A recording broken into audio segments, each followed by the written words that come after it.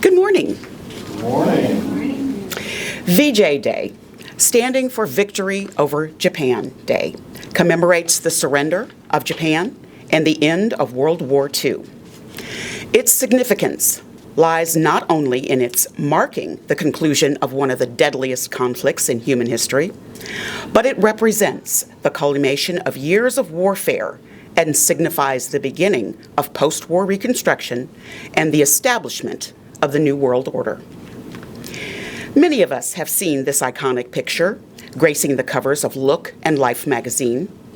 The famous photograph by German-born American photojournalist Alfred Eisenstadt is of a U.S. sailor kissing a woman in Times Square, New York on VJ Day. This is one of the most transformative images of the 20th century. The Pacific Front of World War II was marked by intense combat, primarily between the Allies, led by the Americans, and the Empire of Japan. Following Japan's surprise attack on Pearl Harbor in 1941, the United States formally entered the war, beginning a series of island-hopping campaigns to reclaim territories occupied by Japan. By 1945, with the European theater settled by the unconditional surrender of Nazi Germany, VE Day on May 8, 1945, attention turned to the Pacific Front. Japan, while significantly weakened from continuous battles and facing an increasing American naval blockade, persisted in its resistance. The events leading up to VJ Day. The road to VJ Day was shaped by a series of decisive military victories, devastating bombings, and critical diplomatic moves that ultimately forced Japan's surrender and ended World War II in the Pacific. U.S. forces with allies pushed across the Pacific, capturing strategic islands, Guadalcanal, Saipan, Iwo Jima, and Okinawa. This brought heavy losses to Japanese forces and gave the Allies airfields close enough to bomb Japan's home islands. From late 1944, U.S. B-29 bombers were firebombing Japanese cities, causing massive destruction and civilian casualties. By mid-1945, Japan's economy, infrastructure, and morale were severely weakened. The battle for Okinawa was one of the war's bloodiest conflicts, lasting from April to June of 1945. Well over 12,000 Americans and over 100,000 Japanese, military and civilians, perished. It brought American forces closer to Japan's home island, but at a significant cost to lives. This battle showed how costly an invasion of Japan's main islands could be, influencing the U.S. decision to seek an alternative. On 26 July 1945, a declaration was issued by Truman, Churchill, and Shanghai Shek at the Potsdam Conference in Germany. It outlined the terms for unconditional Japanese surrender, stating that if Japan did not surrender, it would face prompt and utter destruction. The Japanese rejected the declaration by ignoring it. The United States then formalized its plans to use atomic weapons on Japan to encourage Japanese surrender. To force Japan's surrender and avoid an invasion, which was estimated to cost immense casualties on both sides, the U.S. made a controversial decision. On August 6th and 9th, 1945, the cities of Hiroshima and Nagasaki were bombed, leading to the deaths of over 200,000 people, many of them civilians. The devastation and unprecedented destruction shocked Japanese leaders. These bombings, combined with the Soviet Union's declaration of war on Japan and subsequent invasion of Manchuria, forced Japan's hand. The Japanese government on 10 August communicated its intention to surrender under the terms of the Potsdam Declaration.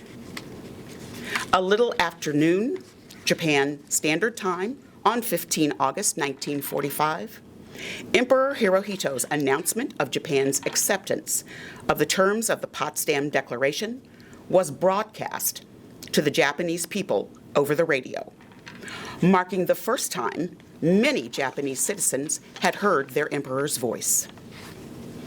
Earlier the same day, the Japanese government had broadcast an announcement over Radio Tokyo that acceptance of the Potsdam Declaration would be coming soon, and advised the Allies of the surrender by sending a cable to U.S. President Harry S. Truman via the Swiss diplomatic mission in Washington, D.C.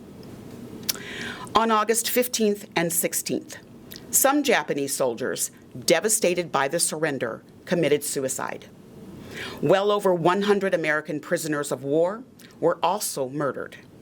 In addition, many Australian and British prisoners of war were murdered in Borneo at both Ranao and Sadakan by the Imperial Japanese Army. At Batu Lintang Camp, also in Borneo, death orders were found, which proposed the murder of some 2,000 POW and civilian internees on September 15, 1945. The camp, however, was liberated 4 days before those orders were due to be carried out. Japanese forces remained in combat with Soviet forces on several fronts for 2 weeks following VJ Day.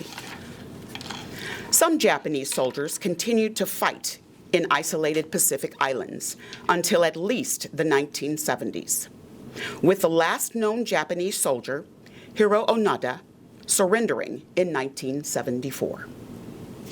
Why does the U.S. mark VJ Day as September 2nd, 1945, instead of August 15th, 1945? The announcement made by Emperor Hirohito was broadcast in Japan on 15 August. However, due to the time difference, it was still August 14th in the U.S. when the announcement was made. This led to initial celebrations in places like New York's Times Square. While Japan announced its intention to surrender on 15 August 1945, the official surrender ceremony took place later on September 2nd, 1945. On this day, aboard the battleship USS Missouri in Tokyo Bay, Japanese officials signed the instrument of surrender, formalizing the end of hostilities and Japan's initial total surrender. The U.S. and its allies wanted a formal end to the war with an official surrender ceremony. The signing aboard the battleship USS Missouri provided a clear, formal, and documented end to the conflict, making the definitive conclusion of World War II. A nationwide broadcast by Truman was aired at 7:00 p.m. Daylight Time in Washington, D.C. on Tuesday, August 14th, announcing the communication that the formal event was scheduled for September 2nd. Truman said that the proclamation of VJ Day must wait upon the formal signing of the surrender terms by Japan. The relationship between Japan and the U.S. after VJ Day. During World War II, the United States and Japan were bitter enemies. Yet during the Cold War and beyond, Japan arguably became America's closest and most reliable ally in the Asia-Pacific region. How did they make such a successful transition from enemies to allies? It is difficult to imagine such a profound turnaround. In December of 1941, Japan's surprise bombing of Pearl Harbor shocked America, drawing it formally into the conflict. Nearly 4 years later, the U.S. dropped 2 devastating atomic bombs on the Japanese cities of Hiroshima and Nagasaki, effectively ending the war. Afterward, it subjected Japan to a 7-year-long post-war occupation that dismantled the vanquished nation's military and radically changed its political structure. After the defeat of Japan in World War II, the United States led the Allies in the occupation and rehabilitation of the Japanese state. Between 1945 and 1952, the U.S. occupying forces, led by General Douglas A. MacArthur, enacted widespread military, political, economic, and social reforms. In September 1945, General Douglas A. MacArthur took charge of the Supreme Command of Allied powers and began the work of rebuilding Japan. Although Great Britain and Soviet Union and the Republic of China had an advisory role as part of the Allied Council, MacArthur had the final authority to make all decisions. The occupation of Japan can be divided into three phases: the initial effort to punish and reform Japan, the work to revive the Japanese economy, and the conclusion of a formal peace treaty and alliance. VJ dates of celebration across the world. Different nations have their unique ways of observing and commemorating VJ Day, reflecting their individual wartime experiences and the significance of the day in their national histories. The U.S. officially recognizes September 2nd as VJ Day. This is the date when the formal surrender ceremony took place aboard the USS Missouri in Tokyo Bay. In mainland China, September 3rd is celebrated as Victory Day of the Chinese People's War of Resistance against Japanese aggression, commemorating both the end of the Second Sino-Japanese War and World War II.